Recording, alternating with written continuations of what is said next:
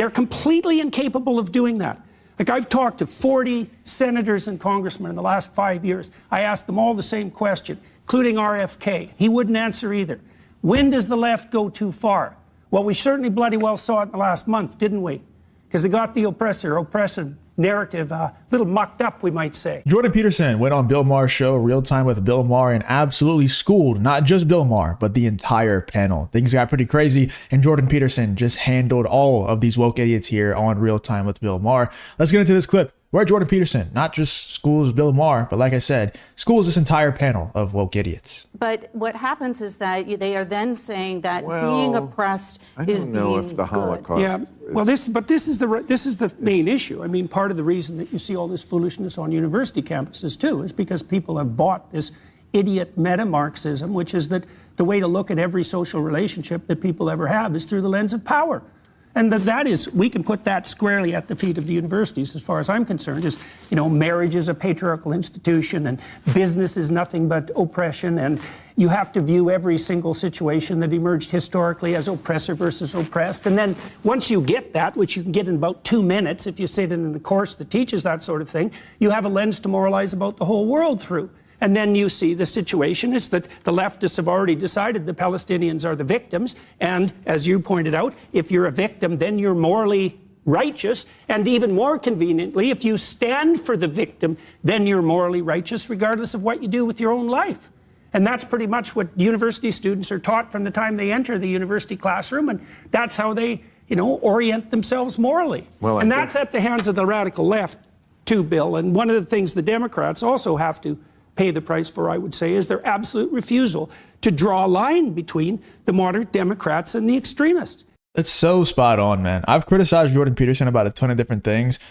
There is no notes for that one. Like, he's completely correct. And he's right in the fact that, number one, college campuses are just propaganda machines. They're just propaganda camps. That's all they are. And number two, they teach all of their students, not just teach, they brainwash, they force all of their students. Like, I've been to college, you know, I've been to college pretty recently, 3-4 years ago. And even 3-4 years ago, you know, there was teachers that would give you bad grades if you wrote positively about Donald Trump. It's like no joke. I'm not even joking. And so they basically brainwash you. They force you to think a certain way. And once you have this worldview, once you view the world through a certain lens like this, it becomes your entire compass for just life in general. You start to view everything through this lens of, wait, who is powerful here and who is not powerful? And then you start to just fight for the person who is not powerful at all times. That's just how life works. Like, not everybody is going to be equal in every single situation of life. How life works is, like, there's certain people who are powerful in certain situations. Like, okay, let's say there's a CEO, right? When he goes into the office, he is powerful. He's a powerful person in that situation. Maybe he has boxing lessons at the end of the day where he's a beginner boxer. His boxing coach now has power in that situation over that CEO. That doesn't mean that CEO who is taking boxing lessons is oppressed all of a sudden. That's just how power dynamics work, and that's okay. That's a normal thing. It's a normal human phenomenon. But the leftists and the propaganda camps have trained everyone to think that power dynamics are inherently a bad thing. And like Jordan Peterson said here to Bill Maher, they view the entire world through that lens, and it's only good, it's only celebrated, they're only accepted if they stand with the quote-unquote victim, with the person who is being quote-unquote oppressed. But they're not. They're not victims always. Sometimes they are, but they're not victims and they're not oppressed always. Sometimes there's just a power dynamic, and that's normal. That's okay. But to these people, their brains are just broken, man. Common sense does not apply to them. Their brains are broken. They're completely incapable of doing that. Like, I've talked to 40 senators and congressmen in the last 5 years. I asked them all the same question, including RFK. He wouldn't answer either. When does the left go too far? Well, we certainly bloody well saw it in the last month, didn't we? Because they got the oppressive narrative a little mucked up, we might say. And there's also another clip here that I want to show you guys. Let's get into this other clip where Jordan Peterson just goes nuclear on an entire panel of woke guests here on Real Time with Bill Maher. Someone send them home. When Joe Biden started, we had the lowest rate of illegal immigration in 45 years. And he came in and he immediately reimposed catch and release. And it produced the worst rate of illegal immigration in our nation's history. I spent a lot of time at the border. I go out on midnight patrol with Border Patrol agents. Really? Many times. You should come. I'll actually bring you if you're interested in. If you want to see. No. I will tell you this, actually, Bill. If you saw what was happening, you would be horrified because the people being abused by the traffickers. You don't understand it till you see it firsthand, and it is immoral what's happening at our southern border. I take your word. Okay? I don't have to go. But it is easy to fix because what It's actually. also easy to joke about when you're like, it really, Bill Maher says some things sometimes and I'm like, oh, he's coming around. And then he jokes about things and I'm just like, man, that's just not something to joke about. And, I just don't think that's something to joke about personally. I don't want to be like a pearl clutcher. I just don't think I think it's pretty insensitive to joke about that stuff. I have a friend who was in Homeland Security and he worked in Texas as well. And he would tell me, stuff about what happens at the border with these traffickers and everything. And it is horrible, man. It's horrible stuff happening. And to joke about it. And then Bill Maher makes jokes about like the abortion topic where he's like, yeah, I do think it is murder. I just don't care. Like, oh, that's just wild. That's crazy. And he says it proudly. He smiles about it. He laughs about it. His audience laughs about it. Let's get into this Jordan Peterson clip, though, where Jordan Peterson cooks these guys. It's coming up here in a second. Actually worked is we had an agreement with Mexico that was called the Remain in Mexico Agreement, which says that if someone crossed into Mexico illegally from typically Central or South America, they would remain in Mexico while their asylum case was proceeding in the U.S., and the numbers plummeted. We had the lowest rate, as I said, in 45 years, and then Biden came in and ripped that international agreement to shreds, and that's what produced now 8.4 million illegal aliens since Biden's been president. Boy, I walked right into that one, didn't I? Yes. I know you know this. This is part of your... But, all right, let me ask it a different way. Do you think if we attacked it from the reverse angle, in other words, if we punish the employers... Absolutely. It would, and you think we should? Oh, look, I am all for E-Verify. I would absolutely punish the employers, and I've introduced legislation to do that multiple times. If you enjoy content like this, then make sure to leave a like and subscribe to the channel. It really does help me out a ton. Let's get back to the video. And what happened? Your party must not like that because we know cheap labor is good. So, look, there are a lot of Republicans who don't like that. They're fewer, but I do think that the Republican Party is changing. I think we're becoming much more of a blue-collar party, which I think is a very good thing. Okay. This is for... They are switching, aren't they? Yes, it's interesting. The parties are kind of switching, like who the elitists are. It used to be the country club Republicans, and now it's the Chardonnay sipping Democrats. Yeah. I know you've written about it. It's an interesting do-si-do the parties do. It's almost happened completely in Canada now. The Conservatives are basically the working class party in Canada. Right. Yeah. Look, the heart of the Republican Party are truck drivers and steel workers and cops and firefighters. And I think that is a fantastic shift. I think we should be the party of jobs. We should be the party of people who want to work hard. Okay.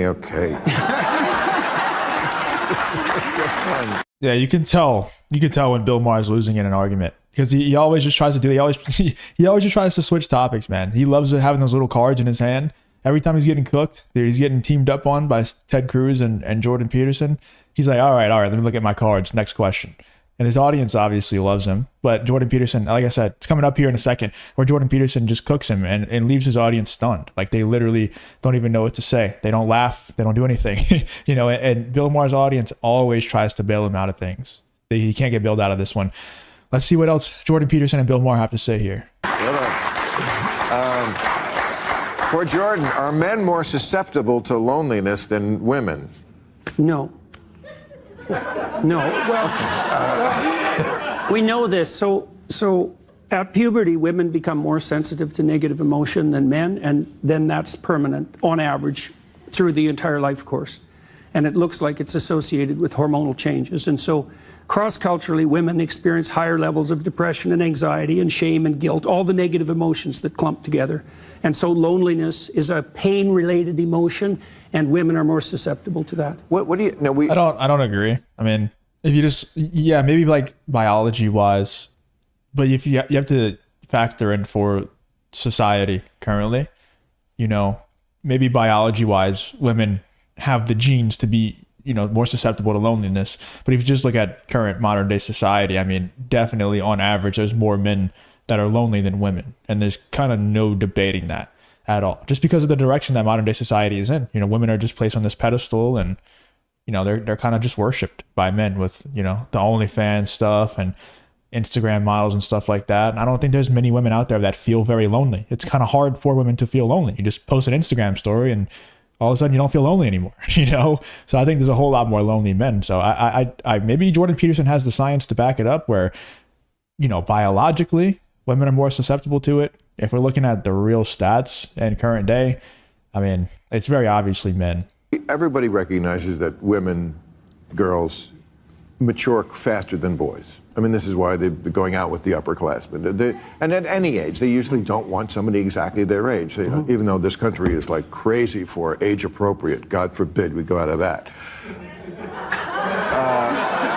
But what do you think, if you had to name a number, pick of like how far ahead the women are years-wise? Well, we know women prefer men 4 years older cross-culturally. 4? Yeah. Yeah, yeah. But and it's not necessarily only a matter of maturation. It's also the case that women are more attracted by socioeconomic status and productivity than men are in relationship to how women. many years head start does a man need to match his maturity level to a woman's level? I think 40. Well, there's wide individual differences in that too, Bill. I'm learning a lot about women here. Am I wrong about that? Well, I'm. Okay. Yeah. I would say I have a different view of women from Jordan.